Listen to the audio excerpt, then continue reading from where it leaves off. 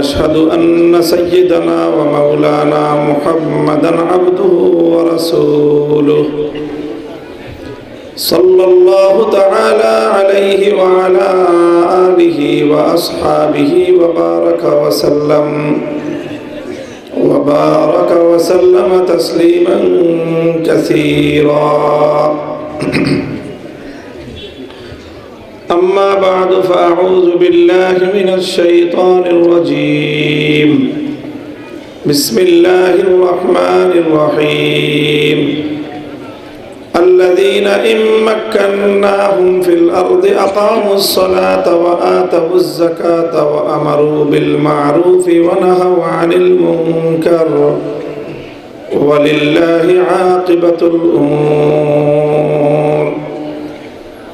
بارك الله لنا ولكم في القرآن العظيم ونفعنا وإياكم بالآيات والذكر الحكيم. اللهم صل على محمد وعلى آل محمد كما صليت على إبراهيم وعلى آل إبراهيم إنك حميد مجيد. اللهم بارك على محمد وعلى آل محمد كما باركت على إبراهيم وعلى آل إبراهيم إنك حميد مجيد.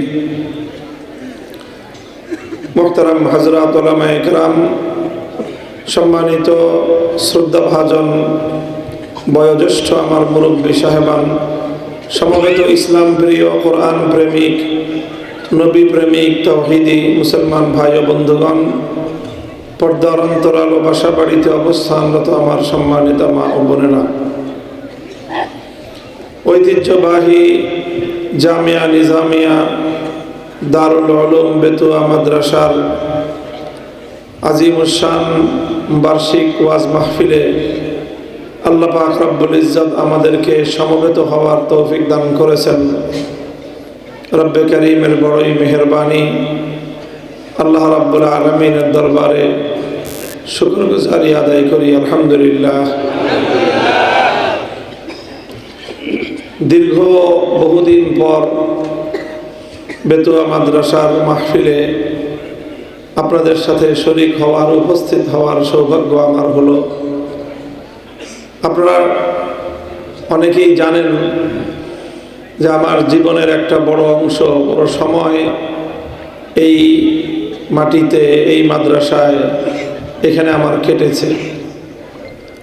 1996 থেকে 1999 সাল পর্যন্ত 4 বছর পরিপূর্ণ আমি এই মাদ্রাসায় ছাত্রদের খেদমত করেছি আলহামদুলিল্লাহ। শুধু আমি না, আমার আব্বাজান মরহুম শাইখুল হাদিস আল্লামা আজিজুল হক রহমতুল্লাহ আলাইহি, তারও এই মাদ্রাসার সাথে ঘনিষ্ঠ সম্পর্ক ছিল। যে বছর প্রথম আমি এখানে শিক্ষকতা করি, ওই বছর মাঝে মাঝেই হযরত শাইখুল হাদিস রহমতুল্লাহ আলাইহি এখানে আসতেন এবং দাওরায়ে হাদিসে তিনি দর্শ দিতেন। এবং এই জামিয়ার সাথে, এই মাটির সাথে, এর প্রতিটি অঞ্চলের সাথে দীর্ঘ এবং নিবিড় একটা সম্পর্কের বন্ধন আমার রয়েছে। এই এলাকার এমন কোনো পাড়া মহল্লা নাই যেখান দিয়ে আমাদের বিচরণ হয় নাই। তো আলহামদুলিল্লাহ, অনেক আল্লাহওয়ালাদের, অনেক বুজুর্গদের কদম এই মাটিতে পড়েছে। তাদের দোয়া এই জামিয়ার জন্য আছে, তাদের ফয়েজ এবং বারাকাত এই জামিয়ার জন্য আছে। আল্লাহ পাক রব্বুল আলামিন এই জামিয়াকে সকল ধরনের ত্রুটি বিচ্যুতি, সব ধরনের সমস্যা থেকে মুক্ত করে একটা মকবুল এবং আল্লাহর নিকট গ্রহণযোগ্য একটি প্রতিষ্ঠান হিসেবে আল্লাহ কবুল করেন। এবং জাতির জন্য, উম্মতের জন্য যেই ধরনের খিদমাতের প্রয়োজন হয়, আগামীর দেশ, জাতি, এই উম্মার কিয়াদত এবং নেতৃত্বের জন্য যেই ধরনের যোগ্য ব্যক্তিত্বের প্রয়োজন, যেই ধরনের ইলমওয়ালা, আমলওয়ালা, তাকওয়াওয়ালা যেরকম মানুষের প্রয়োজন হয়, এই মাদ্রাসা যেন সেই রকম মানুষ তৈরির ফ্যাক্টরি হিসেবে কাজ করতে পারে। আমরা দোয়া করি আমাদের ভাই হযরত মাওলানা আব্দুল বাসেত খান হাফিজাহুল্লাহ ছাত্র জীবনেও আমার 1 বছরের সিনিয়র, উনি আগে জামিয়া রহমানিয়ায় আমাদের আগের বছর তিনি দাওরায়ে হাদিস পড়েছেন। এরপরে বেতুয়া মাদ্রাসায় একসাথে আমরা এখানে শিক্ষকতা করার আমাদের সুখস্মৃতি অতীত আমাদের একসাথে কাজের কর্মের আছে। এরপরে আমরা ভৌগোলিকভাবে এক একজন এক এক জায়গায় কাজ করেছি, কিন্তু আমাদের আত্মার বন্ধনটা অটুট ছিল। এই করতে করতে শেষ পর্যন্ত 2021 সাল আসলো। 2021 সালে যখন আমাদের উপর তুফান আসলো, এক ঝড়ো হাওয়া বইল, একটা বিশাল রাষ্ট্রীয় অপশক্তি তার সকল শক্তি নিয়ে আমাদের উপর ঝাঁপিয়ে পড়ল। আমাদের উপর 2021 সালে যেই তুফানটা আসলো, সেই তুফানের মূল টার্গেট ছিলেন কায়েদে মিল্লাতে ইসলামী আল্লামা জুনায়েদ বাবুনগরী রহমতুল্লাহ আলাইহি। জুনায়েদ বাবুনগরী রহমতুল্লাহ আলাইহিকে ঘায়েল করার জন্য তারা সরাসরি টার্গেট বানিয়েছিল আমাকে। মনে করেছিল আমি জুনায়েদ বাবুনগরী রহমতুল্লাহ আলাইহির প্রধান হাতিয়ার আমি। তো ওনাকে কিনতে পারে নাই। আল্লাহ পাক রব্বুল ইজ্জত জুনায়েদ বাবুনগরী রহমতুল্লাহ আলাইহির কবরকে জান্নাতের বাগান এবং জান্নাতুল ফেরদাউসের বাগানে পরিণত করেন। আল্লাহ ওনার ফয়েজ, ওনার বরকতকে এই উম্মতের উপর 100 বছর পর্যন্ত আল্লাহ ব্যাপক রাখেন। ওনাকে কিনতে না পারার ক্ষোভ আর কষ্ট জাল মিটাইছে আমার উপর দিয়ে। আলহামদুলিল্লাহ, আল্লাহ পাক রব্বুল আলামিন এরকম আল্লাহর মকবুল বান্দার সাথে আমাকে জুড়ে দিছেন। আমার উপর জাল মিটাইতে গিয়ে আমার আশেপাশে যা ছিল কেউ ছাড়া পায় নাই। তো সেই বরকত থেকে আপনাদের আব্দুল বাসেত খান সাহেব রেহাই পান নাই। ওনারা সব, এই খালেদ সাইফুল্লাহ আইয়ুবী সাহেব, উনিও আমার সাথে জেলখানায় গেলেন। আর আমাদের খান সাহেব আর মাওলানা হাসান জামিল সাহেব, ওনারা আমাদের রাবেতাতুল ওয়াইজিন বাংলাদেশের সকল যারা বক্তা ওয়াইজ, তাদেরকে সুন্দরভাবে সম্মিলিত একটা উদ্যোগে দেশের মাহফিলগুলো, ওয়াজ মাহফিলগুলো যেন আরো সুন্দর হয়, আরো ভালোভাবে পরিচালিত হয়, আমরা ওয়াইজরা যেন মানুষকে আরো ভালো খেদমত করতে পারি, এই উদ্দেশ্যে আমরা ওয়াইজদের একটা সংগঠন রাবেতাতুল ওয়াইজিন গঠন করলাম। আর আপনাদের এই বেতুয়া মাদ্রাসার বর্তমান মুহতামিম সাহেব বাসেত খান সাহেবের কাঁধের উপর আমরা সেই রাবেতার জোয়ালটা রাখলাম। তো কাজে ওনাকে বানাইলাম এটার সভাপতি। আলহামদুলিল্লাহ চললো কিছুদিন। এরপরে যখন এই তুফান আসলো, তো এই তুফান ওনাদের দুইজনকেও তাড়া করে ফিরছে। দীর্ঘদিন পর্যন্ত সরকারের সর্বোচ্চ মহল থেকে এবং গোয়েন্দা সংস্থাগুলোর গুরুত্বপূর্ণ ব্যক্তিবর্গ ওনাদেরকে মাসের পর মাস ধাওয়া করছে। আমরা সকলেই এই তুফানের মধ্যে, এই ঝড়ের মধ্যে আমরা বিভিন্ন জায়গায় ছিলাম শারীরিকভাবে, কিন্তু আমাদের আত্মা এবং আমাদের অন্তরগুলো সব সংঘবদ্ধ এবং ঐক্যবদ্ধ ছিল। আলহামদুলিল্লাহ, তার বরকতে আল্লাহ পাক এক সময় তুফানকে ঠান্ডা করে দিলেন। তুফান থেমে গেল। আল্লাহ আবার আমাদেরকে একত্রিত করলেন, আর এমনভাবে একত্রিত করলেন যে এরপরে আমাদের তুফান শুরু হলো। আল্লাহ আমাদেরকে দিয়ে যখন তুফান শুরু করলেন, তো তাদের তুফানের মুখে তো আমরা মাটিতে কামড়ায় পড়েছিলাম।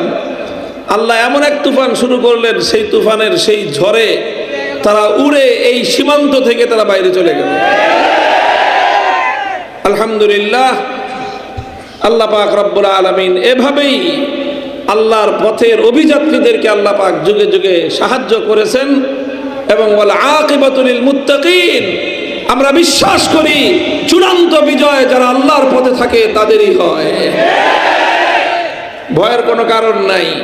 সাময়িক বিপদ আসে, এবং এটাও যে আল্লাহ এই যুগে আমাদের জন্য বিপদটাকেও সহজ করে দেন, এবং যতটুকু বিপদ আল্লাহ দেন সেই বিপদটাকে সহজ করার জন্য আল্লাহর পক্ষ থেকে সাহায্য আল্লাহ পাক একই সাথে নাজিল করেন।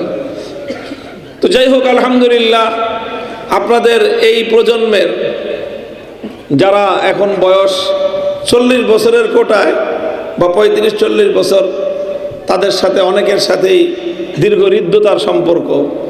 এই এলাকার অসংখ্য অগণিত বাড়িতে গিয়েছি, এই এলাকার বহু মসজিদে নামাজ পড়েছি, এই এলাকার বহু মাইয়েতের জানাজা পড়েছি, অনেক মাইয়েতের দাফনে আমি নিজে কবরেও নেমেছি। এখানে এরকম একটা মাটির সাথে আন্তরিকতার সম্পর্ক আমার ছিল। তো আলহামদুলিল্লাহ, এই জামিয়া আবার ঘুরে দাঁড়িয়েছে, উন্নতির দিকে যাচ্ছে, এতে আমরা আশাবাদী, আল্লাহর শুকরগুজার। আল্লাহ পাক রব্বুল আলামিন এই জামিয়াকে তার চূড়ান্ত লক্ষ্য পর্যন্ত পৌঁছে দিন। মুহতারাম হাজিরিন, আমি আপনাদের সম্মুখে পবিত্র কোরআনে কারীমের সূরাতুল হজ্জের 41 নম্বর আয়াতটি তেলাওয়াত করেছি। এই আয়াতের মধ্যে আল্লাহ পাক রব্বুল আলামিন ঈমানদারদের একটা বৈশিষ্ট্যের কথা বর্ণনা করেছেন। এই বৈশিষ্ট্যটা, ঈমানদারদের অনেক বৈশিষ্ট্যই আল্লাহ কোরআনে বর্ণনা করেছেন, এক এক জায়গায় এক এক হালাতের বৈশিষ্ট্য।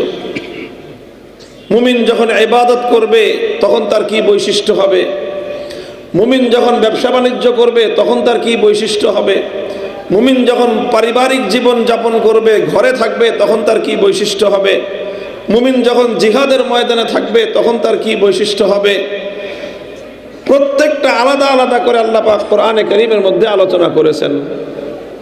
আর আমি এখন যে আয়াতটি তেলাওয়াত করলাম, সূরাতুল হজ্জের 41 নম্বর আয়াত, এখানে আল্লাহ পাক রব্বুল আলামিন মুমিনের এমন একটা সময়ের বৈশিষ্ট্য বর্ণনা করেছেন, যেই পরিস্থিতির কথাটা আজকের যুগের অনেক মানুষ কল্পনাই করে না, চিন্তাও করে না।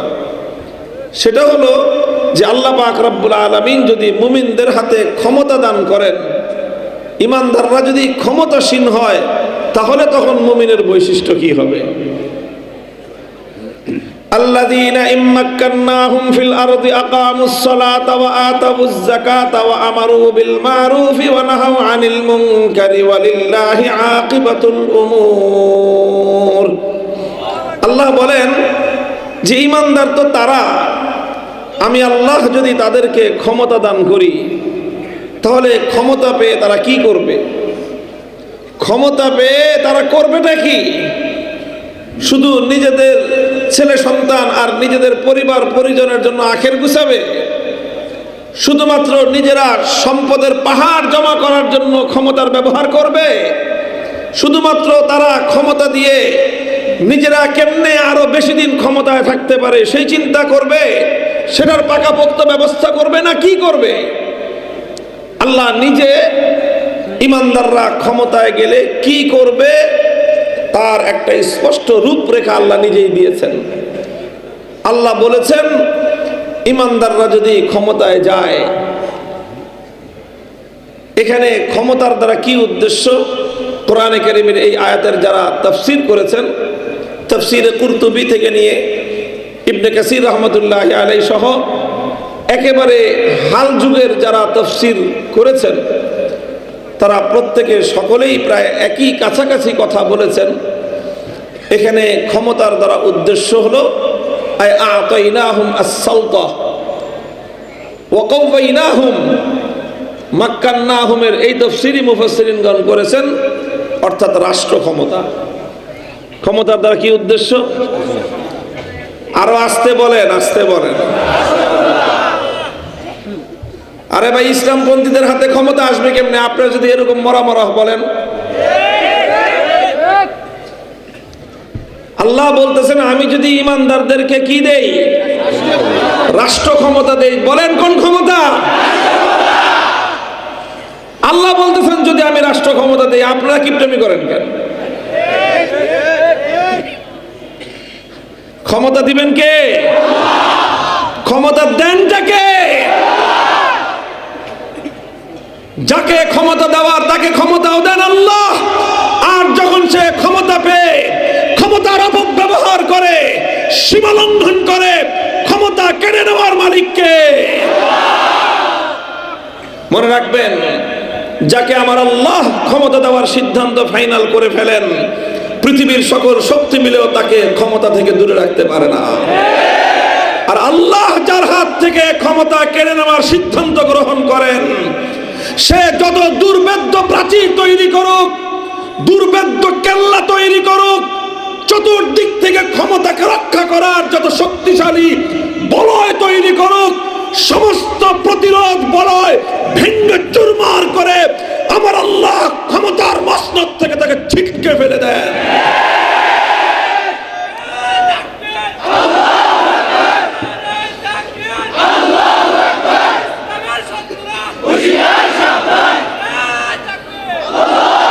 কোরআনে কারীম এই আয়াতের মাধ্যমে প্রথম যেই মেসেজটা আল্লাহর বান্দাদেরকে আল্লাহ দিয়েছেন সেটা হলো ক্ষমতা দেন কে?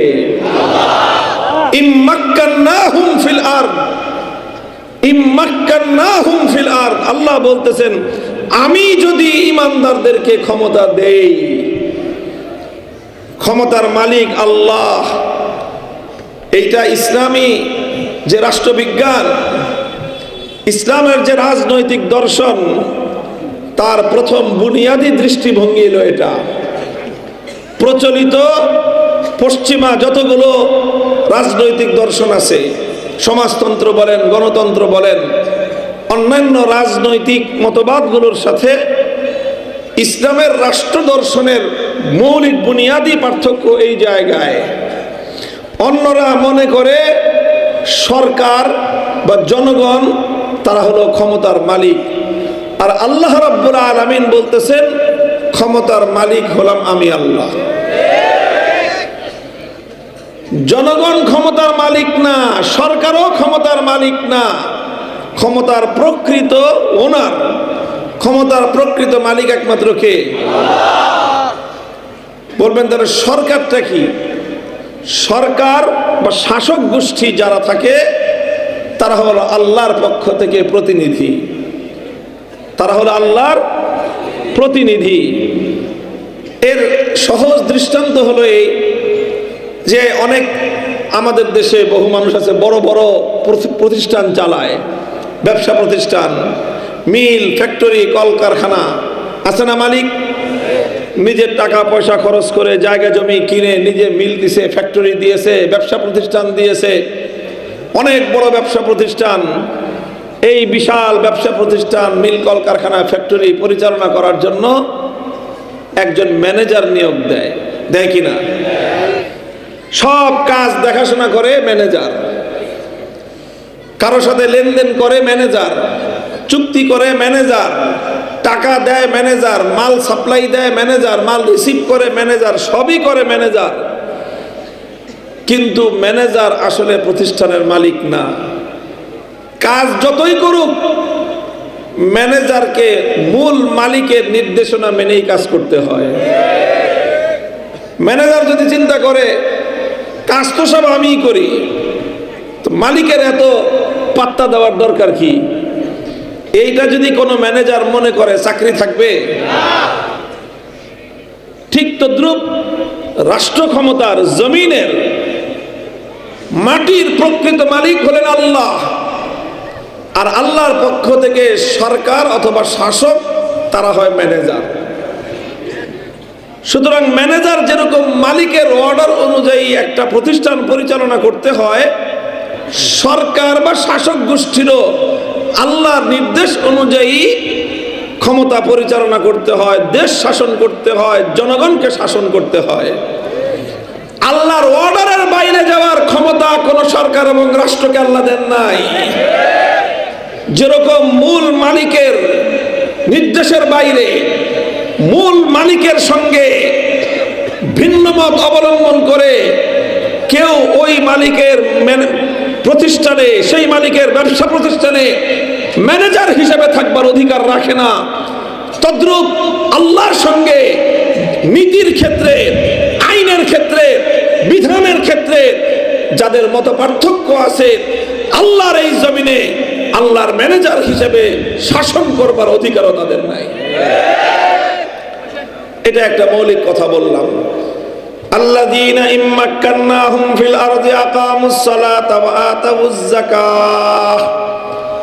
এই জন্য আমার আল্লাহ পাক রব্বুল আলামিন পরিষ্কার ভাষায় বলতেছেন, ইমানদার তো তারাই যদি আমি আল্লাহ আমার ইমানদার বান্দাদেরকে রাষ্ট্র ক্ষমতা প্রদান করি, তাহলে তারা রাষ্ট্র ক্ষমতার মসনদে বসে রাষ্ট্র ক্ষমতা লাভ করে ক্ষমতাসীন হয়ে তারা যেই সকল কাজগুলো করবে অগ্রাধিকারের ভিত্তিতে, তার মধ্যে 1 নম্বর কাজ হলো আকামুস সালাহ, নামাজ কায়েম করবে তারা সর্বপ্রথম।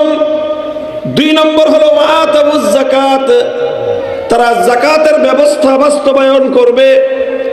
3 নম্বর হলো ওয়া আমারু বিল মারুফ, সৎ কাজের আদেশ জারি করবে জনগণের মধ্যে, রাষ্ট্রের নাগরিকদের মধ্যে তারা সৎ কাজের আদেশ জারি করবে। ওয়া নাহাউ আনিল মুনকার, 4 নম্বর কাজ হলো যত অন্যায়, অশ্লীল, পাপাচার, নাফরমানির কাজ আছে প্রত্যেকটা কাজের বিরুদ্ধে তারা নিষেধাজ্ঞা জারি করবে।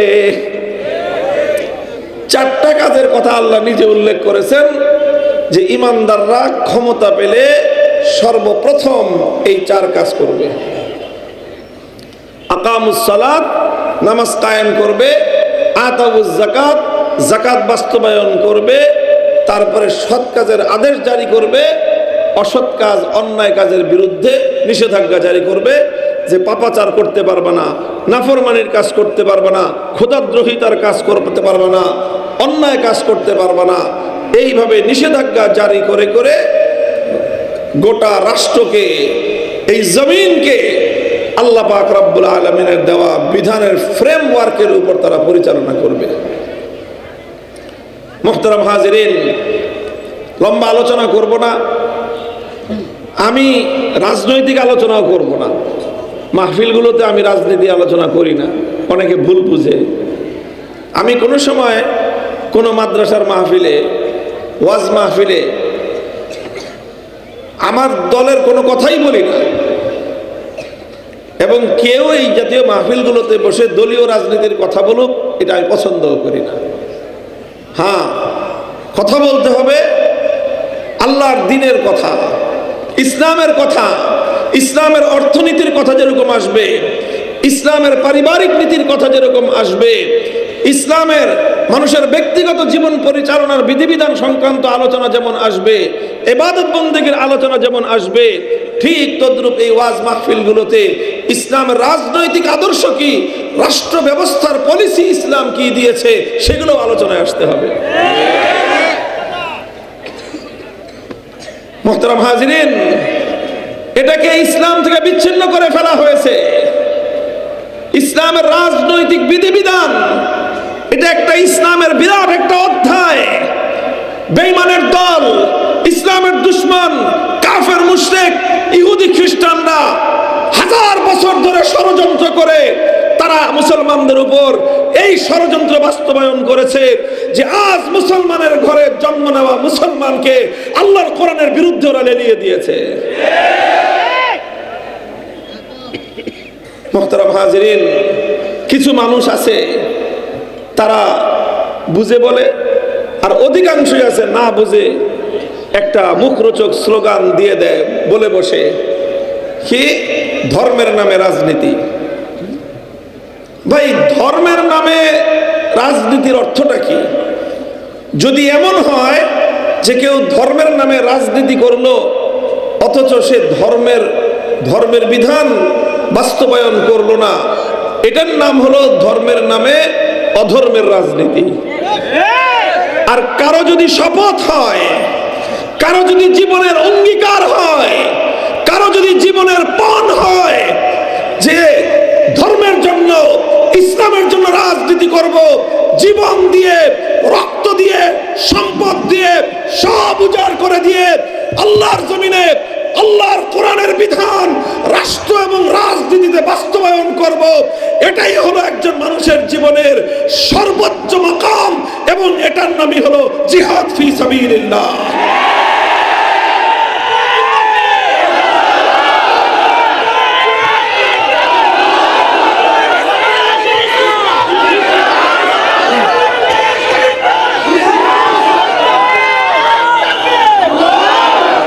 মুহতারাম হাজরিন, এই জন্য যারা মনে করেন এখানে একটা কুফরি মতবাদ আছে, এই কুফরি মতবাদটাও অনেক মুসলমানের মন মেজাজে দিমাগের মধ্যে বেঈমানের দলরা ঢুকায় দিয়েছে, পুশ করে দিয়েছে।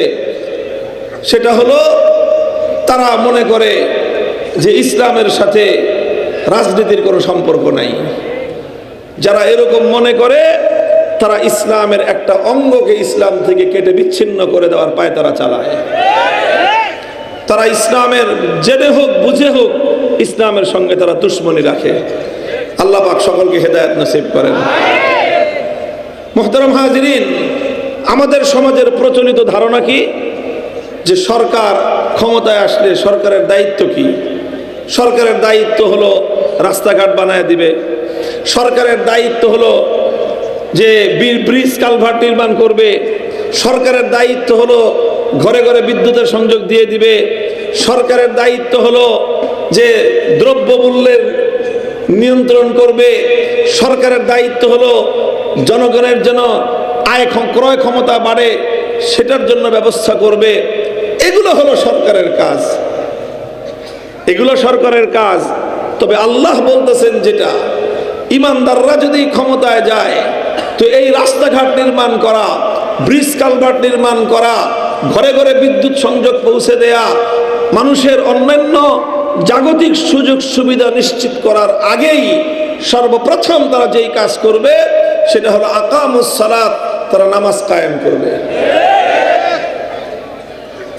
বলতে পারেন যে নামাজ কায়েম করা সরকারের কাজ হবে কেন?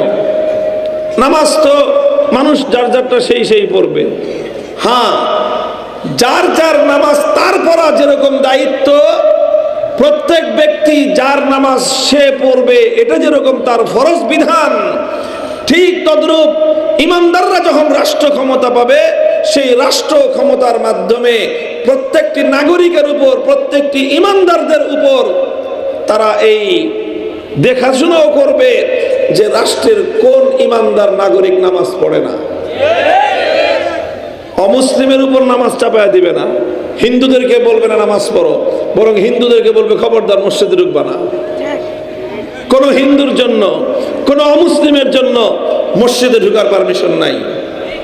হ্যাঁ, মসজিদে ঢুকার জন্য পবিত্রতা পূর্ণ শর্ত, আগে পবিত্রতা অর্জন করতে হয়।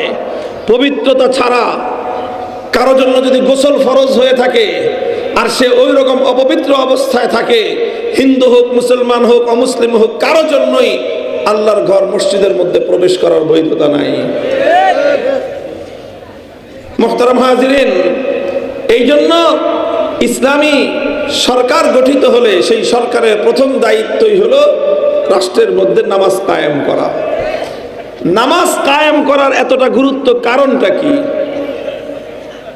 ভাই? নামাজ কায়েম করার গুরুত্বের প্রধান কারণ তো হলো এই, দেখেন, একদিকে নামাজ তো হলো মিফতাহুল জান্নাতিস সালাহ, জান্নাতের চাবি কি?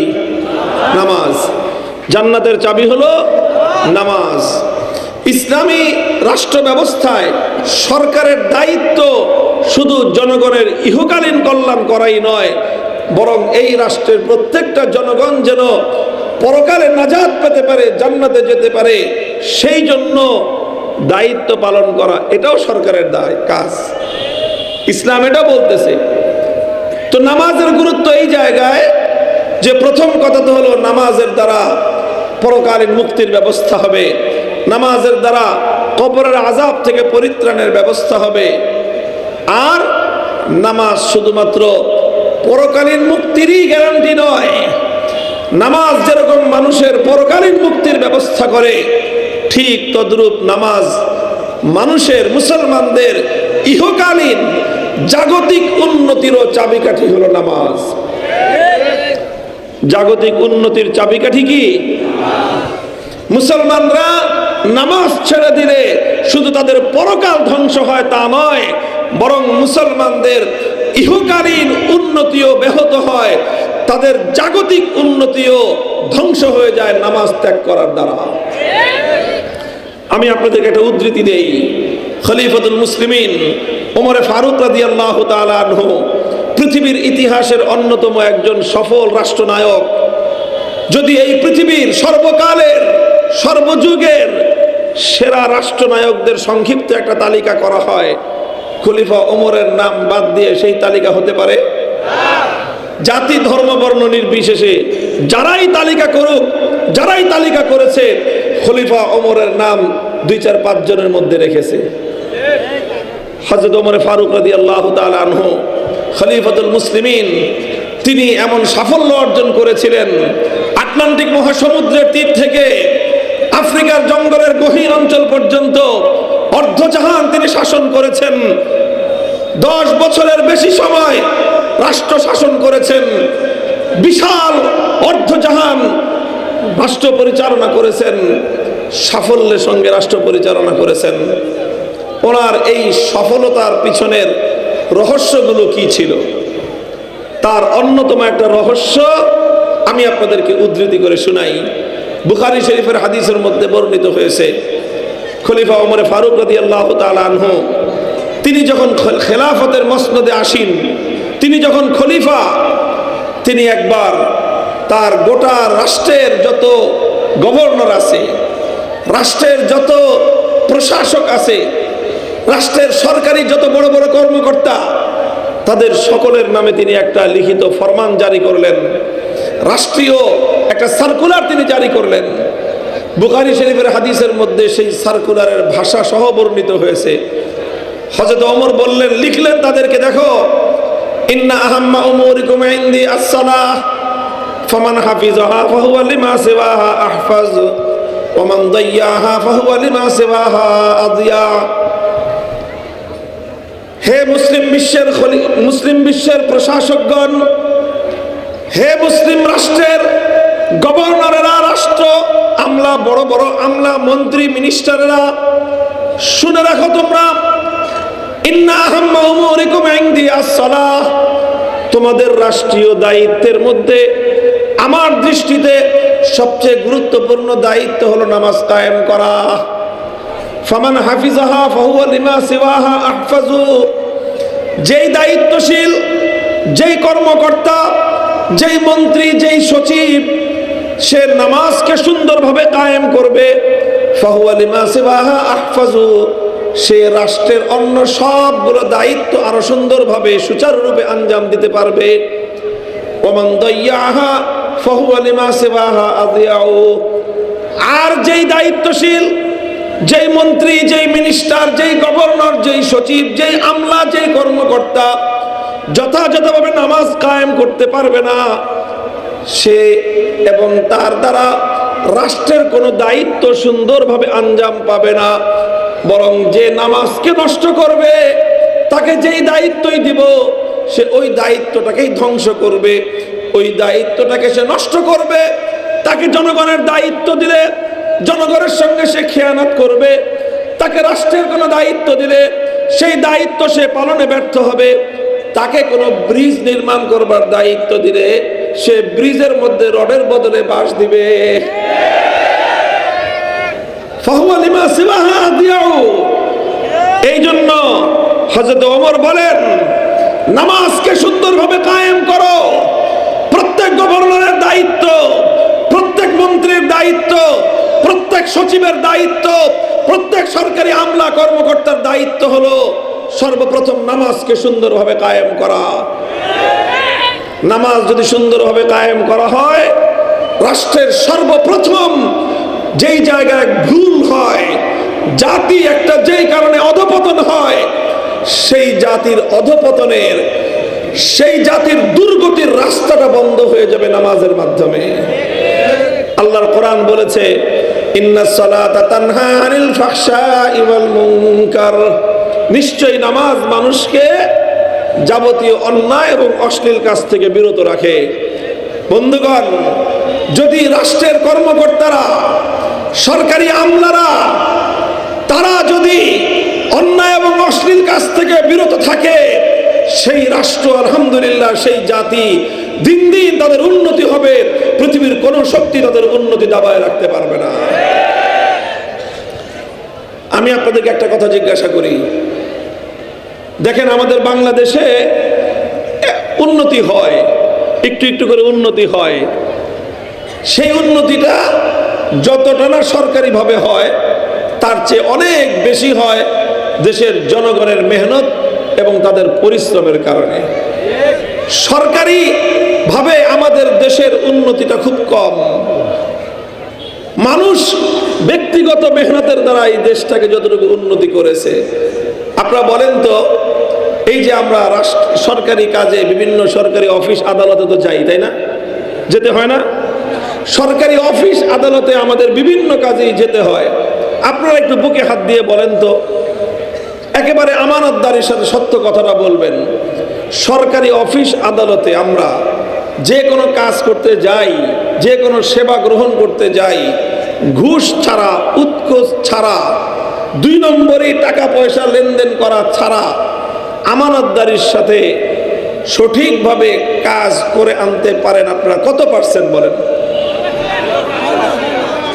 এই যে সাধারণ মানুষের অভিব্যক্তি, এটাই সারা দেশে একই চিত্র, একই কথা, যে 0% কাজও সরকারি অফিস আদালত থেকে দুর্নীতি ছাড়া, ঘুষ ছাড়া আমরা করে আনতে পারি না। তাহলে এর দ্বারা কি বোঝা যায়? এর দ্বারা বোঝা যায় যে সরকারি যেই ব্যবস্থাপনা পুরাটাই আপাদমস্তক দুর্নীতির মধ্যে নিমজ্জিত আছে। আলহামদুলিল্লাহ, আমরা দায়িত্ব নিয়ে বলতে পারি, আল্লাহর কোরআন সে কথাই বলেছে, সরকার রাষ্ট্র ব্যবস্থা পরিচালনার শুরুতেই যদি তারা এই বিধান কার্যকর করতে পারে, রাষ্ট্রের সর্বত্র সকল সরকারি অফিস আদালত, কর্মচারী কর্মকর্তা সকলের জন্য নামাজ যদি কায়েম করা বাধ্যতামূলক করে দেওয়া হয়, প্রত্যেকটা অফিসের প্রধান কর্মকর্তা নিজে ইমামতি করবেন, সকল কর্মচারীরা তার পিছনে নামাজ পড়বে, প্রতিটা মন্ত্রণালয়ের মন্ত্রীরা ইমামতি করবেন, সচিব সহ কর্মচারী কর্মকর্তারা মন্ত্রীর পিছনে তারা নামাজ পড়বে। এইরকম যদি প্রত্যেকটা মন্ত্রণালয়, প্রত্যেকটা সরকারি অধিদপ্তর, প্রত্যেকটা সরকারি অফিস আদালত যদি এইভাবে নামাজ ব্যবস্থা প্রতিষ্ঠা করতে পারে, আল্লাহর কসমকে আমরা দায়িত্ব নিয়ে আল্লাহর কোরআনের উপর আস্থা রেখে বলতে পারি, সেই জাতি, সেই দেশ উন্নতি করবে, পৃথিবীর কোন শক্তি তাদেরকে দমায় রাখতে পারবে না। এই জন্য খলিফা ওমর রাদিয়াল্লাহু আনহু তিনি এই নির্দেশ জারি করেছিলেন যে আমার দৃষ্টিতে দায়িত্বশীলের সবচেয়ে গুরুত্বপূর্ণ কাজ হলো যথা সময়ে যথাযথভাবে নামাজ কায়েম করা। শুধু নিজে নামাজ পড়লেই নামাজ কায়েম বলা হয় না, নিজের নামাজকে সুন্দরভাবে আদায় করা, নিজের অধীনস্থদেরকে নামাজের মধ্যে শরীক করা, গোটা ব্যবস্থাপনার মধ্যে নামাজকে বাস্তবায়ন করা, এটার নামে হলো নামাজ কায়েম করা। মুহতারাম হাজিরিন, রাষ্ট্র যদি আল্লাহ কোনোদিন ইমানদারদেরকে পরিচালনা করার সুযোগ দেন, সেই দিন তারা রাষ্ট্র ব্যবস্থা, এটা ব্যবস্থা বাস্তবায়ন করবে ইনশাআল্লাহ। আমি আপনাদেরকে বলি, যারা ব্যক্তিগতভাবেও বিভিন্ন প্রতিষ্ঠান পরিচালনা করেন, ব্যবসা প্রতিষ্ঠান হোক, সামাজিক প্রতিষ্ঠান হোক, শিক্ষা প্রতিষ্ঠান হোক, প্রতিষ্ঠানে যদি আপনার অর্ডার বাস্তবায়ন করার মতো সক্ষমতা আপনার থাকে, আমি আপনাকে একটা পরামর্শ দেই, সেটা হলো আপনি আপনার পরিচালনাধীন প্রতিষ্ঠানের সর্বত্র নামাজ কায়েম করবেন। নামাজ কায়েম করবেন। আপনি একটা মিল ফ্যাক্টরির মালিক, আপনার মিল ফ্যাক্টরিতে 5 ওয়াক্ত নামাজ কায়েম করেন। আপনি একটা গার্মেন্টসের মালিক, গার্মেন্টসের মধ্যে নামাজ কায়েম করেন। আপনি একটা স্কুল ব্যক্তিগত উদ্যোগে পরিচালনা করেন, স্কুলের মধ্যে নামাজ কায়েম করেন। ব্যবসা প্রতিষ্ঠানের মধ্যে নামাজ কায়েম করেন। যদি এমন ব্যবসা প্রতিষ্ঠান হয় যে এক মুহূর্তের জন্য বন্ধ করা যায় না, নামাজ শিফট করেন।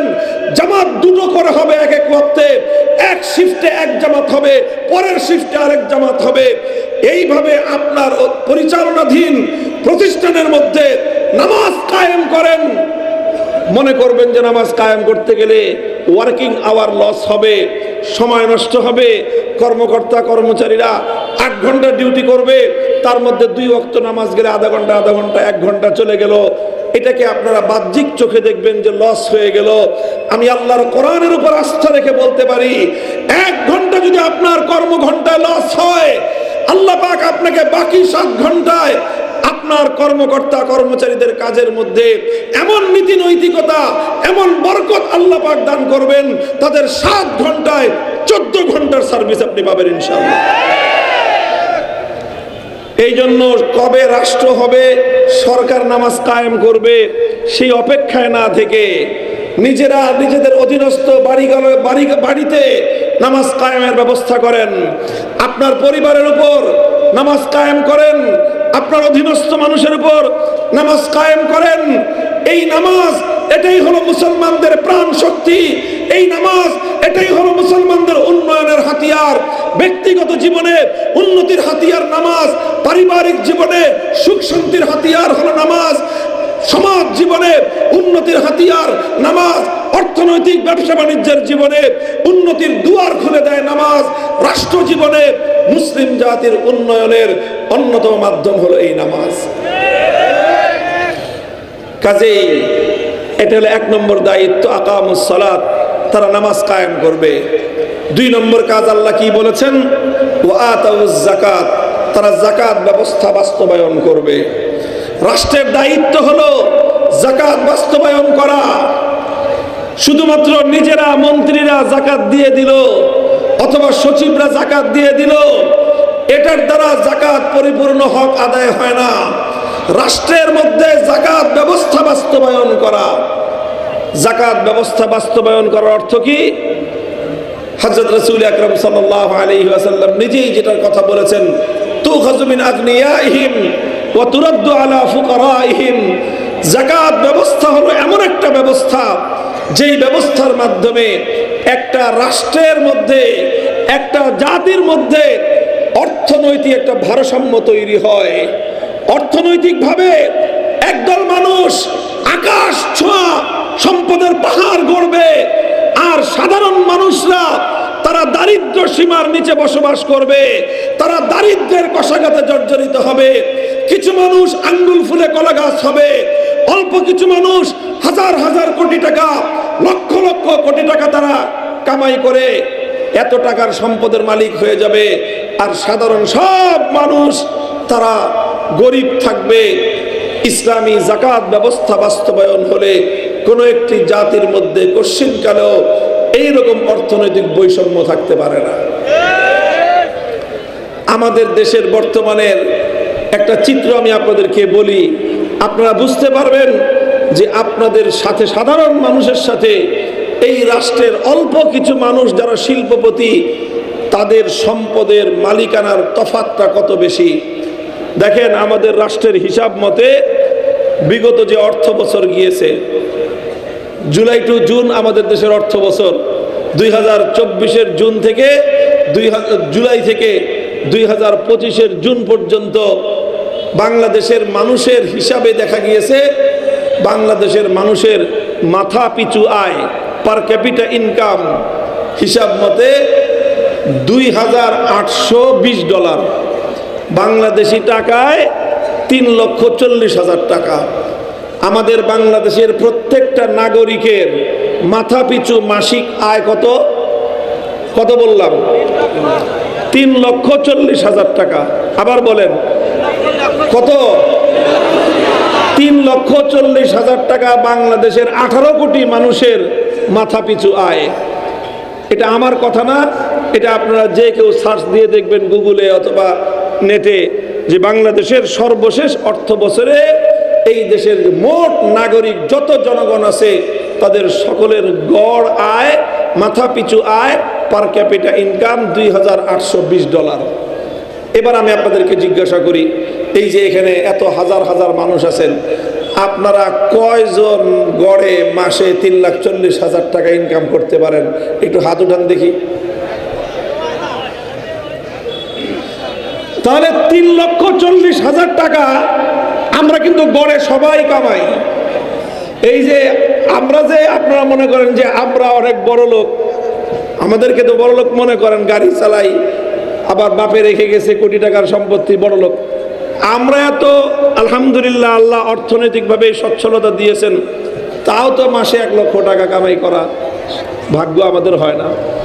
তাহলে এই যে সাধারণ মানুষ, 1 লক্ষ মানুষের মধ্যে 99,999 জনের ইনকামই তো লাখ টাকার কম। কথা বলেন ঠিক না বেঠিক? অধিকাংশ মানুষের ইনকাম 10 থেকে 15,000 টাকা, তার একটু উপরে উঠলে মধ্যবিত্তের ইনকাম 20 থেকে 30,000 টাকা, আর তারপরে উপরে উঠলে উচ্চ পদস্থ কর্মকর্তা যাদের, তাদের ইনকাম হলো 50, 60, 70,000 টাকা। তাহলে গড়ে যে মানুষের ইনকাম হয়ে গেল 3,40,000 টাকা, আপনারা কি আমার এই কথাটা বিশ্বাস করতেছেন না মনে করতেছেন যে আমি গল্প বলতেছি? ভাই, এটা এখনই দেখে নেন, যাদের হাতে মোবাইল আছে সার্চ দিয়ে দেখে নেন যে বিগত অর্থ বছরে বাংলাদেশের মানুষের পার ক্যাপিটা ইনকাম কত ছিল। মাথা পিছু আয় 3,40,000 টাকা। তাহলে আমরা তো কেউ 3,40,000 টাকা কামাই করলাম না মাসে, ধারে কাছেও না, তার 10 ভাগের 1 ভাগও তো আমরা কেউ কামাই না। তাহলে আমাদের গোটা দেশের মানুষের এত কামাই হয় কিভাবে? ভাই, এত কামাই হয় কিভাবে বলেন? হয় কেমনে জানেন?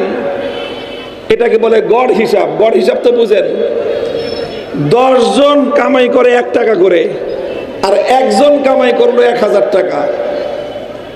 10 জনের মধ্যে 9 জন কামাই করে কত? 1 টাকা করে। তো 9 জনের 1 টাকা করে হলো 9 টাকা, আর একা একজনে কামাইলো 1,000 টাকা। এবার বলেন এই 10 জনের কামাই কত হলো? গড়ে 1,009 টাকা। কত হলো? 1,009 টাকা হলো সবার মিলে কামাই। তাহলে এই 10 জনের গড় কামাই কত হলো? হ্যাঁ, 1,009 টাকার থেকে প্রত্যেকের মাথা পিছু যদি সমান করে ভাগ করে দেন, তাহলে 100 টাকা 90 পয়সা করে এক একজনের মাথা পিছু কামাই। তাহলে সবাই তো কামাই হিসাব করে দেখলেন যে মাশাআল্লাহ অনেক কামাই হয়েছে। 100 টাকা 90 পয়সা কামাই। আপনার কামাই কয় টাকা? আপনার কামাই তো 1 টাকা। অথচ গড়ে তো হিসাব দেখা দিল যে সবার কামাই হলো মাথা পিছু 100 টাকা 90 পয়সা করে। মোহতারাম হাজরিন, এই যে আমরা 10,000 15,000 কামাই করি সবাই, 20,000 25,000 টাকা করে কামাই করি সবাই, এরপরে বছর শেষে মাথা পিছু ইনকাম হয়ে গেল 3,40,000। এটা বুঝতে পারছেন কেমনে হয়? এটা এইভাবে হয় যে আমরা লাখে 99,999 জন কামাই 20,000 25,000 10,000 15,000 করে, আর একজন কামাই করে কয়েক লক্ষ কোটি টাকা। একজন কয়েক লক্ষ লক্ষ লক্ষ কোটি টাকা একজন আর 2 জন 5 জন মিলে কামাই করে। ওই 5 জনের সাথে 99,999 জনের 995 জনেরটা যখন একত্রিত করা হয়, তখন গড় হিসাব করলে 3,40,000 হয়ে যায়। তার মানে কি দাঁড়াইলো? রাষ্ট্রের সমাজের অল্প কিছু মানুষ লক্ষ লক্ষ কোটি টাকা কামায়, আর বাকি সব মানুষ অল্প অল্প কামাই করে। এর মাধ্যমে সমাজের মধ্যে অর্থনৈতিক বিরাট একটা বৈষম্য তৈরি হয়। আর এইভাবেই আমাদের জাতির সাথে একটা ধোঁকাবাজি আর প্রতারণা করা হচ্ছে। ধোঁকাবাজি আর প্রতারণা করা হচ্ছে। সম্পদের প্রকৃত মালিক কে? আল্লাহ পাক রব্বুল আলামিন সম্পদ এভাবে বন্টন করেন নাই যে একজনকে লক্ষ লক্ষ কোটি টাকা দিয়ে দিবেন, আর একজনকে শুধুমাত্র আল্লাহ পাক রব্বুল ইজ্জত দারিদ্র সীমার নিচে পথের ভিখারি বানায় দিবেন। আমার আল্লাহ পাক রব্বুল আলামিন এই জুলুম এবং বৈষম্য আমার আল্লাহ করেন নাই। তাহলে কিভাবে হয়েছে বৈষম্যটা? এই বৈষম্যটা হয়েছে এইভাবেই যে ওই যে 99 জনের টাকা একজন মেরে দিছে, 99 জনের টাকা একজন মেরে দিয়েছে। এখন 99 জন গরিব, আর একজন শত কোটি টাকার, হাজার কোটি টাকার, লক্ষ কোটি টাকার একজন মালিক হয়ে গিয়েছে। দেখার কেউ নাই, অভিভাবক কেউ নাই যে 99 জনের সম্পদ চুরি করে একজন পাহাড় গড়লো, তার কাছ থেকে হিসাব চাইবে। সেই হিসাব চাওয়ার কেউ নাই। কে চাইবে? যে হিসাব চাইবে সেই তো চুরি করে। যেই বেড়া দিয়েছে হেফাজত করার জন্য, ক্ষেত রক্ষা করার জন্য, সেই বেড়া যদি ক্ষেত খায়, এই ক্ষেত বাঁচাবে কে? মুহতারাম হাজিরিন, এই জন্য ইসলাম যে ব্যবস্থা দিয়েছে, আল্লাহর কোরআন যে দায়িত্ব দিয়েছে, কোরআন প্রদত্ত যাকাত ব্যবস্থা যদি বাস্তবায়ন করা হয়, যাকাতের মূল নীতি হলো তুখাযু মিন আগনিয়াইহিম ওয়া তুরাদ্দু আলা ফুকারাইহিম, ধনীদের কাছ থেকে টাকা নিয়ে দরিদ্রদের মধ্যে বন্টন করে সমাজের মধ্যে একটা ভারসাম্য তৈরি করা হবে। এটার নামই হলো যাকাত ব্যবস্থা। আর আমাদেরকে উন্নয়নের গল্প শোনানো হয় পুঁজিবাদী অর্থ ব্যবস্থায়। উন্নয়নের গল্প ধোঁকাবাজি ছাড়া, ভাউতাবাজি ছাড়া আর কিছুই না। এটাকে বলে আমি শুভঙ্করের ফাঁক, যে উন্নয়নের হিসাব, যে বছর বছর ইনকাম বাড়তেছে, জিডিপি গ্রোথ বাড়তেছে, দেশের উৎপাদন বাড়তেছে, জনগণের ইনকাম বাড়তেছে, এই যে পার ক্যাপিটা ইনকাম বাড়ে, এগুলো দেখায় আমাদেরকে। আমি বলি, একটা গল্প আছে, এক লোক রাস্তা দিয়ে বাড়িতে যাচ্ছে, যেতে যেতে রাস্তার মাঝখানে একটা খাল পড়েছে। এটা কি পড়ছে? খাল। এখন সে চিন্তা করতেছে খালটা পার হওয়া যাবে কিনা। তো পাশে দেখে এক কৃষক মাঠের মধ্যে কাজ করতেছে। তো লোকটা খুব শিক্ষিত, খুব স্মার্ট, সে চাষা ভুষাদেরকে গুরুত্ব দেয় না। তো কৃষকরে, এই চাষা এদিকে আয়, ডাক দিয়ে জিজ্ঞাসা করে, এই খালের মধ্যে পানি কতটুকু আছে, পার হওয়া যাবে? তো কৃষক বলেছে, না না, খাল গভীর আছে, ঠাই হবে না। তো বলে, তুই কি বুঝোস ঠাই হবে কি হবে না? তুই আমার হিসাব দে, আমি হিসাবের ফরম্যাটে দেখি যে খাল পার হওয়া যাবে কিনা। তো কি হিসাব দেব? আমি যেভাবে বলি সেইভাবে বল। বল, খালের মাঝখানে কয় হাত পানি? বলে যে খালের মাঝখানে আছে 5 হাত পানি। খালের ওই পারে আছে কয় হাত পানি? ওই পারে 1 হাত পানি। খালের এই পারে কয় হাত? কয় 1 হাত। তো এবার তিনটাকে যোগ দাও, 5 যোগ 1 যোগ 1 কত হলো? 7 হাত পানি আছে। এবার 3 জায়গা থেকে স্যাম্পল নিছো, এই জন্য 7কে 3 দিয়ে ভাগ দাও। 3কে 7কে 3 দিয়ে ভাগ দেওয়ার পরে দাঁড়াইছে কত? 2.25 এর একটু বেশি। কয় এই খালে গড় পানি আছে 2.25 হাত। এরপরে নিজের পায়ের নিচ থেকে মাপছে যে 2.25 হাত কতটুকু হয়। দেখে যে হাঁটু পর্যন্ত 2.25 হাত, হাঁটুর একটু উপর পর্যন্ত। কয় এই খালে গড় পানি আছে 2.25 হাত। কাজী এই 2.25 হাত খাল পার হওয়া তো কোনো ব্যাপারই না। গড় পানি খালের মধ্যে 2.25 হাত, এই কথা মনে করে সে যদি খাল পার হইতে যায়, আপনাদের কি ধারণা সে খাল পার হইতে পারবে? না 5 হাত পানিতে গিয়ে সে ডুবে মরবে। 5 হাত পানিতে গিয়ে সে ডুবে মরবে। কথা বলেন ঠিক না বেঠিক? কিন্তু গড় হিসাব তো ঠিকই ছিল। গড় হিসাব এক জিনিস, খাল পার হওয়া আরেক জিনিস। রাষ্ট্রের পার ক্যাপিটা ইনকাম এক জিনিস, গড় আয় এক জিনিস, আর দেশের জনগণের সাধারণ মানুষদের অর্থনৈতিক উন্নতি আরেক জিনিস।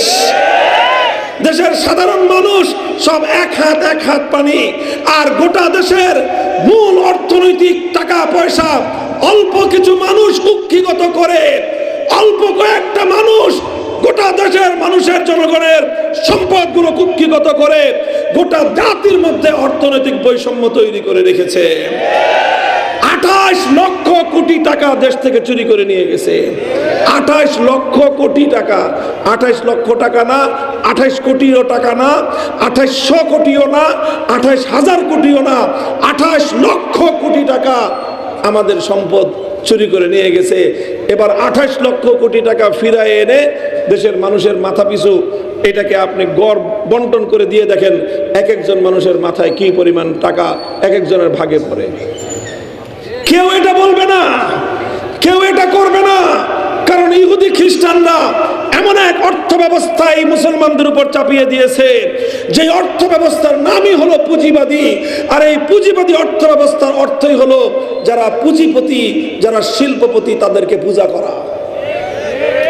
বলবেন হুজুর উপায় কি? উপায় একটাই, উপায় একটাই।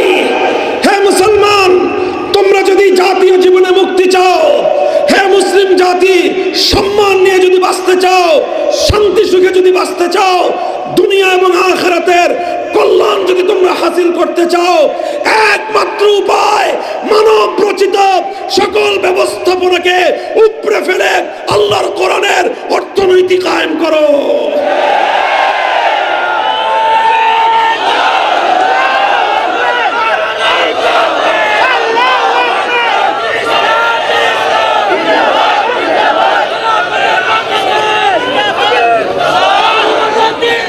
মুহতারাম হাজিরিন, যদি আল্লাহর কোরআনের ব্যবস্থা সমাজে কায়েম হয়, যদি আল্লাহর কোরআনের অর্থনীতির বিধান সমাজে কায়েম হয়, সেই সমাজে কোনোদিন এইরকম আকাশ পাতাল ব্যবধান থাকতে পারে না।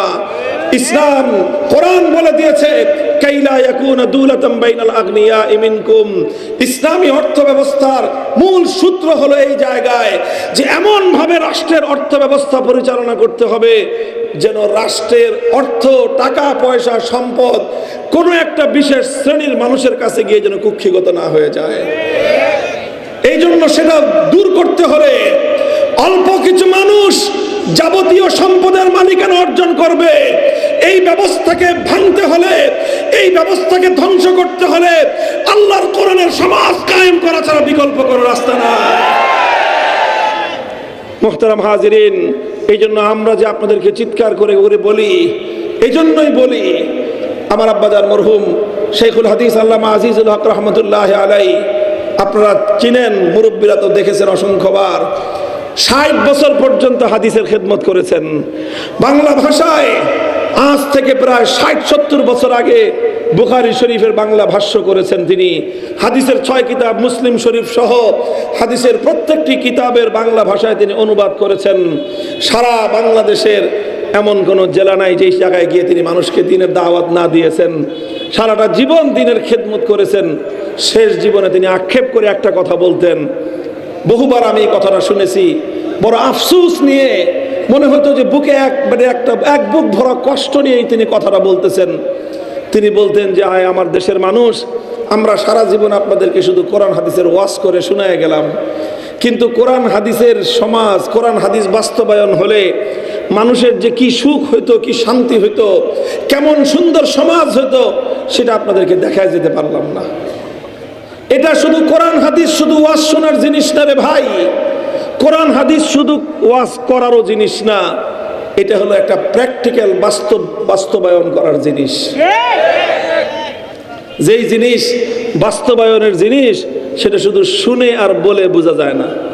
কথা বলেন ঠিক না বেঠি? আমি যে একটা গল্প বলি, যে এক মাদ্রাসার ছাত্র অন্ধ হাফেজ সাহেবের কাছে হেফজো পড়ছে। এখন হেফজো শেষ হয়েছে, এখন এই বাচ্চার মায়ের খুব শখ যে তার ছেলে হাফেজ হয়েছে, মায়ের বুক ভরা আনন্দ। এই আনন্দের উপলক্ষে তিনি তার হুজুরকে দাওয়াত খাওয়াবেন। ছাত্রের হুজুরকে দাওয়াত দিছে। ছাত্র বলছে এসে যে হুজুর, আমার মায় আপনাকে দাওয়াত দিছে, আপনি আমাদের বাসায় যাবেন। ঠিক আছে, তুই হাফেজ হয়েছিস, তোর মা দাওয়াত দিছে, যাবো। গেছে। এখন ছাত্রকে যেতে যেতে হুজুর জিজ্ঞাসা করে, এই তোর মা কি রান্না করছে রে, কি পাকাইছে? হুজুর অনেক কিছু পাকাইছে। আর বিশেষ আইটেম কি? কয় মা পায়েস পাকাইছে, পায়েস। হুজুর সেরকম মজা হয়েছে। কয় পায়েস কি জিনিস? হুজুর তো পায়েস চিনে না। হুজুর পায়েস বুঝেন না, দুধ দিয়ে পায়েস পাকাইছে। আর হুজুর তো অন্ধ, দুধ কি জিনিস সেটাও তো দেখে নাই। হুজুর জিজ্ঞাসা করে দুধ কি জিনিস? এখন এই পোলায় হুজুর দুধ বুঝেন না, সাদা ফকফকা সাদা। এখন হুজুর তো সাদাও দেখে নাই কোনোদিন। এখন হুজুর জিজ্ঞেস করে এই ফকফকা সাদা কিরকম? কারণ হুজুর বগের মতো ফকফকা সাদা। এখন হুজুর কয়, হুজুর তো বগও দেখে নাই। এখন বগটা কিরকম রে? এখন এই পোলায় কি করবে? কয় এই যে হুজুর বগ হলো এরকম।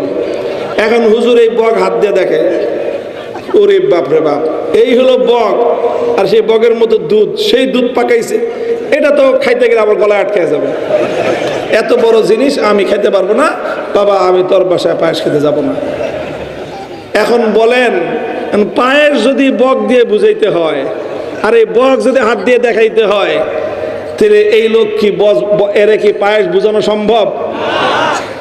রসগোল্লা কি জিনিস ওয়াজ করে বুঝাতে পারবেন একটা মানুষকে? আপনি রচনা লেখে বুঝাতে পারবেন, প্রবন্ধ লেখে বুঝাতে পারবেন যে রসগোল্লা এমন জিনিস, রসের মধ্যে ভাসতে থাকে, টইটুম্বর থাকে, দেখতে খুব চমৎকার, সাদা ধবধবে থাকে, রসে টইটুম্বর থাকে, ভাসমান থাকে। এই ওয়াজ করলে কেউ রসগোল্লা বুঝবে বলেন? রসগোল্লার স্বাদ কি জিনিস এটা ওয়াজ করে বোঝানোর জিনিস না। রসগোল্লার স্বাদ কি জিনিস এটা প্রবন্ধ লিখে রচনা লিখে বোঝানোর জিনিস না। রসগোল্লার স্বাদ বুঝাইতে হলে এত লম্বা ওয়াজ এত বড় প্রবন্ধের দরকার নাই। 25 টাকা দিয়ে একটা রসগোল্লা কিনে খাওয়ায় দেন, দেখবেন রসগোল্লা এর চেয়ে অনেক ভালো বুঝবে। ভাই আমরা আপনাদেরকে ওয়াজ করলাম, আল কোরআনের ওয়াজ, কোরআন সুন্নাহর কথা বললাম, নামাজের কথা বললাম, যাকাতের কথা বললাম, ইসলামী সমাজ ব্যবস্থার কথা বললাম। কিন্তু সমাজে শতভাগ নামাজ কায়েম হলে, সমাজে শতভাগ যাকাত বাস্তবায়ন হলে সেই সমাজ এত সুন্দর হয়, খোদার জান্নাত পৃথিবীর সেই সমাজকে দেখে হিংসা আর ঈর্ষা করতে থাকে। দুঃখ আর আফসোস, সেই সমাজ মুসলমানরা আমাদেরকে সহযোগিতা করলো না। আসলে মুসলমানদের দোষ না, দোষ হলো ইহুদি খ্রিস্টান এবং ইসলাম বিদ্বেষীরা মুসলমানদের মগজের মধ্যে কোরআন সুন্নাহ এবং ইসলামের ব্যাপারে একটা ভীতি আর আতঙ্ক ঢুকায় দিছে যে খবরদার খবরদার, ইসলাম কায়েম হয়ে গেলে কিন্তু শেষ শেষ। হুজুররা যদি ক্ষমতায় চলে যায় তাহলে কিন্তু আর তোমাদের কিছুই থাকবে না, এইরকম একটা আতঙ্ক ঢুকায় দিছে। বলেন না কথা ঠিক কিনা? মুহতারাম হাজিরিন, এই জন্য আমরা বলতে চাই আলহামদুলিল্লাহ, এখন বাংলাদেশের মুসলমানেরা, বিশেষ করে ইয়াং জেনারেশন, তরুণ প্রজন্ম, তাদের মধ্যে সচেতনতা ফিরতেছে। তারা এই ধোঁকাবাজি, ভাওতাবাজি, প্রতারণার কথা শুনতে শুনতে বহু শুনেছে, তাদের কান ঝালাপালা হয়ে গেছে। এবার তারা বলতে চায় সব কিছু দেখা শেষ, এবার বাংলার ক্ষমতার মসনদে আল্লাহর কোরআনকে আমরা দেখতে চাই, ইসলামী শাসন দেখতে চাই।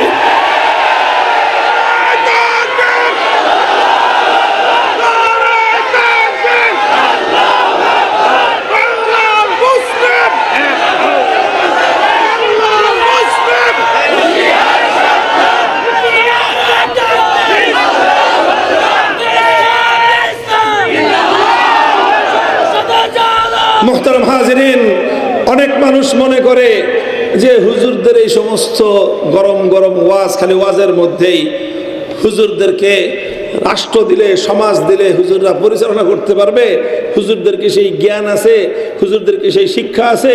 ওনারা তো খালি মাদ্রাসার 4 দেয়ালের মধ্যে সারা জীবন পড়ে রয়েছে, আছে না এই কথা? এই কথা শুনতে শুনতে আমাদেরও কান ঝালাপালা হয়ে গেছে। আমরা এখন বলতে চাই, বলতে পারি দুনিয়াকে, হুজুররা যা পারে দুনিয়ার আর কেউ সেটা পারে না। এই কথা এখন শুধু আমাদের তাত্ত্বিক কথা নয়, এই কথা আজকের 2025 সালের ডিসেম্বর মাসের বাস্তব এবং প্র্যাকটিক্যাল কথা। এই পৃথিবীতে একটা মাত্র রাষ্ট্র আছে, যেই রাষ্ট্রটা হুজুররা চালায়। কয়টা রাষ্ট্র? অনলি ওয়ান, একটা মাত্র রাষ্ট্র।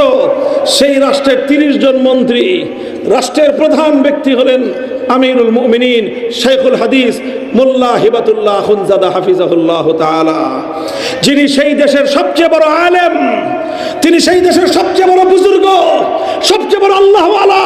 তার খানকাটা সেই দেশের সবচেয়ে বড় খানকা, তার মুরিদান সবচেয়ে বেশি, তার ছাত্র এবং তার শিষ্য সবচেয়ে বেশি। তিনি সেই এলাকার সবচেয়ে বড় মুহাদ্দিস শাইখুল হাদিস। তিনি 30 জন মন্ত্রী, 28 জন কওমি মাদ্রাসার হুজুর। আরে কি বলতেছি, 28 জন কি কওমি মাদ্রাসা, দেওবন্দি মাদ্রাসার হুজুর 28 জন, বাকি 2 জন তাও আধা হুজুর। এই রকম হুজুররা দেশ চালাচ্ছে। এটা স্বপ্নের দেশ না, কল্পনার না, এই পৃথিবী নামক ভূগ্রহের মধ্যে সেই দেশটা আছে। আমাদের দেশটা তো হলো 56,000 বর্গ মাইল, সেই দেশটা হলো 6.5 লক্ষ বর্গ কিলোমিটার। বাংলাদেশটা 10টার সমান একটা দেশ। এত বিশাল দেশ, আমরা তো মাত্র 9 মাসের মুক্তিযুদ্ধ করে দেশকে স্বাধীন করেছি, আর তারা 15 বছর পৃথিবীর সুপার পাওয়ার সোভিয়েত ইউনিয়নের সঙ্গে যুদ্ধ করেছে। 20 বছর আমেরিকা সহ গোটা ন্যাটো বাহিনী পশ্চিমা বিশ্বের সাথে যুদ্ধ করে, 40 বছর লড়াই করে 25 লক্ষ মানুষের শাহাদাতের রক্তের নজরানা দিয়ে তারপরে তারা সেই দেশকে স্বাধীন করেছে। 4টা বছর মাত্র অতিক্রান্ত হয়েছে। কয় বছর? 4 বছর। আলহামদুলিল্লাহ, গত 4 বছরের পরিসংখ্যান হলো এই 4 বছর আগে যখন এই মোল্লারা ক্ষমতায় আসছিল, তখন সেই দেশের যে মুদ্রা, সেই মুদ্রাকে বলা হয় আফগানি। সেই আফগানি মুদ্রা দিয়ে ডলার কিনতে গেলে $1 কিনতে তাদের খরচ হতো 130 আফগানি, অর্থাৎ সেই দেশের 130 টাকা লাগতো $1 কিনতে গেলে। আর তখন আমাদের বাংলাদেশের টাকা দিয়ে ডলার কিনতে গেলে $1 কিনতে লাগতো 100 টাকা। 2021 সালের কথা বলতেছি। এরপরে 2025 সালের এই সর্বশেষ সেপ্টেম্বর মাসে আমরা নিজেরা সচক্ষে দেখে এসেছি, সেই দেশে 4 বছরে অর্থনীতির উন্নতি এতটুকু হয়েছে, এখন সেই দেশে $1 কিনতে তাদের খরচ হয় 65 আফগানি, 65 মুদ্রা তাদের। আগে ছিল কত? 130, আর এখন হয়েছে অর্থাৎ ডবল, অর্ধেক হয়ে গেছে। অর্ধেক দামে ডলার পাওয়া যায়, তার মানে তাদের দেশের মুদ্রার দাম ডবল হয়ে গেছে। 100 টাকার মুদ্রা এখন 200 টাকা দাম হয়ে গেছে, 200 টাকার মুদ্রা এখন 400 টাকা দাম হয়ে গেছে। আর আমাদের দেশের টাকার দাম তখন ছিল $1 বিপরীতে 100 টাকা। এখন যান বাজারে গিয়ে ডলার কিনেন, 122 টাকা 23 টাকা ডলার, বাংলাদেশের ডলারের দাম। এত বড় বড় পণ্ডিতরা দেশ চালাও। এখন তো আমাদের দেশে অর্থনীতিতে নোবেল জয়ী প্রধান উপদেষ্টা ক্ষমতার রাষ্ট্র চালাইতেছেন।